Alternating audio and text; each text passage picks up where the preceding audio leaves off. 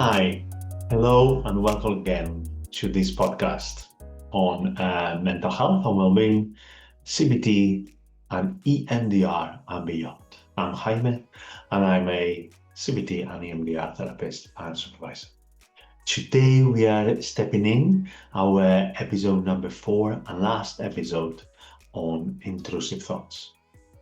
Today we are understanding intrusive thoughts from the perspective of trauma and trauma reliving, trauma re-experiencing, trauma memories, trauma physical intrusion sort of urges.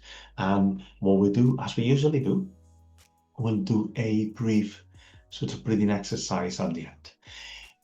This is an informative episode. Like you know, we are not asking you, and I will not ask you to think about anything with your trauma or anything about what has happened to you. We are more focusing on the inside of the trauma. Okay, so when we start is, first of all, we would like to make some differentiations, or sometimes there is trauma, there is PTSD, there is complex PTSD. These are all, so we all have traumatic experience. In fact, sometimes this traumatic experience may develop into a post-traumatic stress disorder. And now the D of disorder comes in, meaning that it's a diagnostical or diagnosing response. What happens is not all the traumas that we experience then lead to a PTSD. However, some of them, without being in PTSD, what they happen is that we continue thinking about these things. We continue ruminating about it. We continue not letting them go. And that could be things, breakups, or like end of marriages or partners for a long time, sudden death, traumatic deaths. What happens is we sort of we are in that place where things continue to come, emotional flashbacks, intrusive thoughts, intrusive memories, intrusive emotions. Sort of, as we always said, is all about the experiencing of things. These are unwanted things that come to our mind. They are sensory charge, emotionally and affect charge, and are sometimes images, sometimes physical sensations, sometimes thoughts, sometimes memories, and so on. In trauma, tends to be more memories and physical sensations, or I forgot the word, sort of smells, taste, sensory. Smells, taste, nosing, sounds, feelings. And having worked for a long time with trauma, PTSD and complex PTSD, there's a lot of physical intrusion, some sort of the re-experiencing of what has happened to us. So what happens is that very often when we started to think about intrusions as a memory intrusions from past events, what we are having is memories in the form of images that pop in and create distress. Sometimes they appear to be, and they are, unintended. There is no trigger, there is no starting point. However, sometimes they do just start. There is something on social media, TV show, old friendship, a conversation, an environment that could be then trigger that involuntary distressing. And this is very much different from PTSD and complex PTSD, perhaps a trauma, is that it's as you are there. So it's happening to you right now, right here. So if you were to think about the nounness of it, you might have let's say nounness 0 to 10. 10, it feels as you're down right there, you're there right now, right here. So you may be 0, is completely in the past, doesn't feel, and this comes back, I'm not there. You may be in a 5 or a 6, some of them maybe feel like a 3, otherwise like a 9 or a 10. So that's how you can sort of measure them. Those sometimes with what is called single PTSD event. So there will be an assault, a accident, sort of like a road traffic accident, and so on. Tend to be more specific, tend to be sort of sensory cues, smells, and so on. And they weren't there before, and they start having these intrusions. They start happening after those incidents, right? The intrusion from a complex PTSD, sometimes there is slightly a sort of complex PTSD tends to be a prolonged exposure to negative childhood events or experiences, most often delivered or not delivered, sorry, most of it done or caused by someone who's meant to loving you, or someone who's looked after to look after you or protect you. And it also happens, people would expect for it to happen, right? People would be waiting for something bad to happen, where as a single event trauma, like an assault or an accident, is out of the blue, is unexpected, where the other one, more complex PTSD, is always there. There are a few different things. There is other podcasts that you can see that sort of goes in more details, but what happens is that some of the intrusions may be more, they be as vivid, and the impact of them are slightly more different. So you may have more of a interpersonal difficulties, more negative self-belief, self-concept, more emotional dysregulation difficulties, and that would be if you would be sort of having experienced a lot of negative childhood or adverse childhood experiences. What happens is that nowadays, when you think about things that have happened to us in the past, the reason why this happens is also there is another podcast available. It's sort of your brain is still on that sense that things are happening right now, and like I always say, I think humans are very resilient, so we're designed to survive. Our brain is doing the best it can to push all this away, so we don't have any of these intrusions. There is no flashbacks, there is no nightmares. We're trying really, really hard. What happens is there are cues, there are things out there, social media, news, comments, something that change of temperature, clothing, things like that, right? Lightening. So all of that will prompt that intrusion. Once again, as we've been saying, these intrusions are unwanted, and then they lead to an emotional disturbance or an emotional reaction. What happened is that, unlike other intrusions, these are very likely things that have happened to you, right? So sometimes when we think about the intrusions, when we talk about low self-esteem, depression, OCD, generalized anxiety disorder, panic, sometimes they are things that they haven't actually happened to you, right? They can be things as popping thoughts or ideas or worries or fears, yet you may be having an intrusive thought that I'm going to have a road traffic accident, then you never had a traffic accident. However, you may have had a road traffic accident, and then you're driving around or you see a similar car, then bang, the memory comes. And that's what the memory is. That's one of the main differences.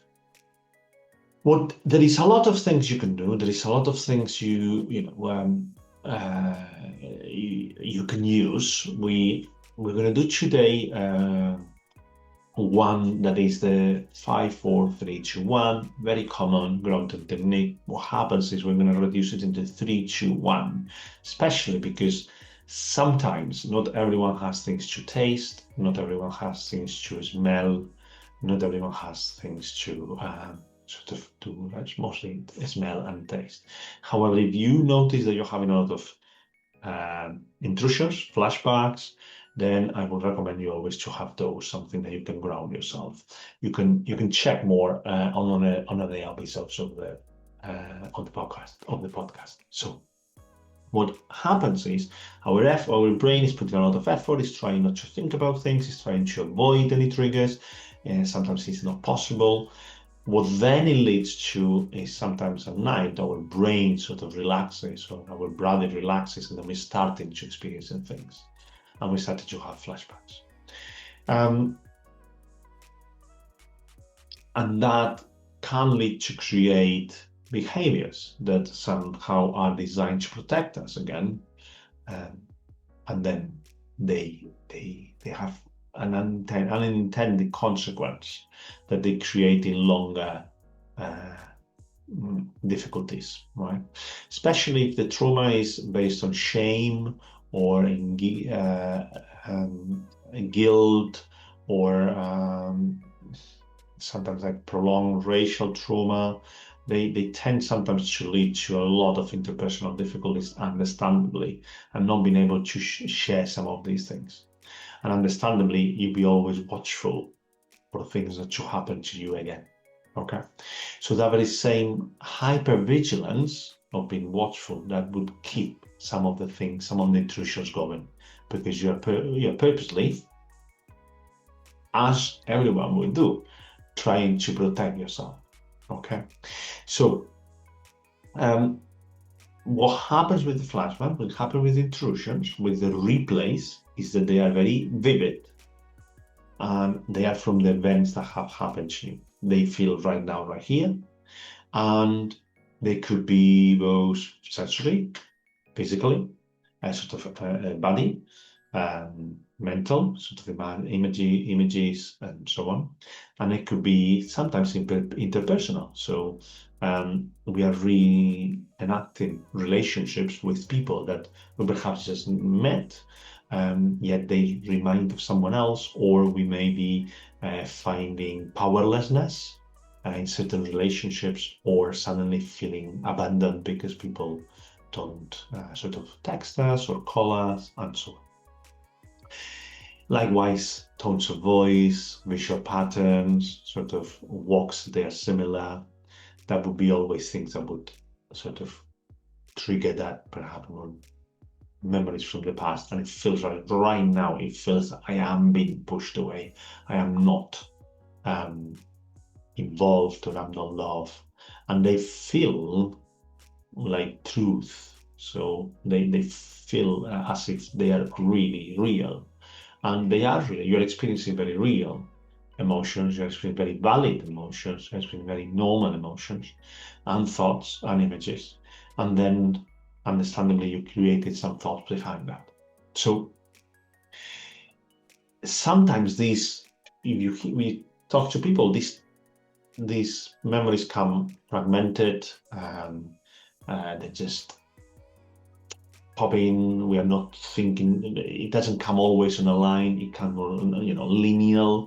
They come different snippets of different things, different snippets of different things, and then tend to be fragmented, and we sometimes feel fragmented ourselves.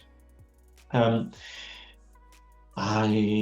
not going to bore you with this, just because there is some reason, so the amygdala is keeping the hyperactivation, hippocampals is sort of, I never remember these words, so apologies, sort of having the sort of memories, they are not sort of processed, they're disjointed, and they essentially are sort of all over the place, and there is no a coherent narrative.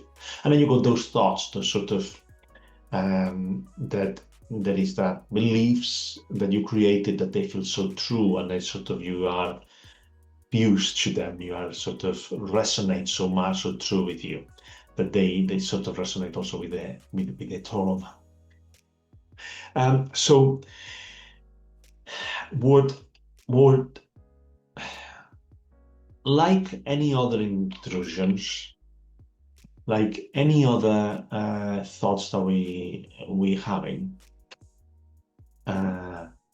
they are always unwanted, and they have an impact on our emotions. And that's the most important thing that I'm like to make sure that it's the same. The difference is that these have happened to us, right? We are thinking about it, or we're feeling that way because it has happened to us, right? So hope that's been helpful. As always, you're more than welcome to drop me an email. You're more than welcome to contact me. And what I'm gonna invite you now is, as you if you've been following the podcast, I always tell you that if you feel comfortable, safe, you feel that you're not driving, especially if you're driving public transports, so you're at home, you feel okay, I'm going to ask you to close your eyes and take a deep breath in and a long breath out. And I'm going to ask you to put your hands on the top of I'm going to ask you to put your hands on the top of your legs, on the top of the armrest, something that feels comfortable. And you can do some tapping if you fancy. What I'm going to ask you is to take a deep breath in and a longer breath out. And a longer breath in and a much longer breath out. I'm going to ask you to continue breathing in and breathing out. And I'm going to ask you to pay your attention to the floor beneath your feet. I'm going to ask you to notice how you're pushing into the floor, how grounded you are, how the floor resists or pushes back. I'm going to ask you now with your hands, if you have them on the table or you have them on your lap, I ask you to notice your clothes, perhaps closing your fists, noting your nails. I ask you to now notice a third thing. If your back is on the chair, I ask you to notice the chair, perhaps the texture of the chair. And then I'm going to ask you to continue breathing in and breathing out longer. I'm going to ask you to open your eyes, and wherever you are, and if you have them open, I'm going to ask you to notice two things you haven't seen before, or you haven't noticed in a long time. That could be a color,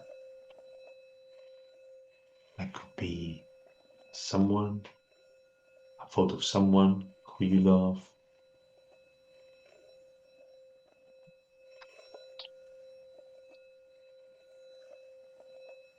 And you have those three things.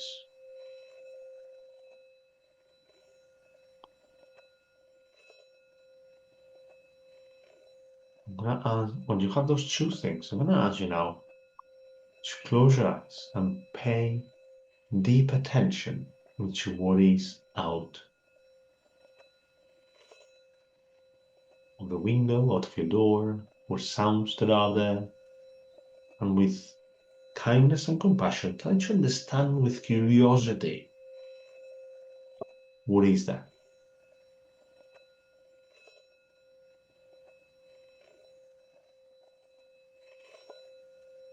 Taking one last breath in and last breath out, I'm going to ask you to move your tongue around your mouth and ask you to produce some saliva, and I'm going to invite you to, if you have a glass of water or soda or tea, or coffee, just take a deep breath in and a sip, a breath out, and notice the taste and how it's moving around your mouth. And if you have a perfume, once again, I'm going to ask you to notice as well, or like a polo, or any sweet that smells. And when you're ready, I'm going to invite you to open your eyes if you don't have them already open. Okay, so thank you very much. I hope you enjoyed. I hope it's been helpful. I enjoy your feedback, so please send it to me again. And also what I enjoy is ideas, so always open to help or sort of talk about things.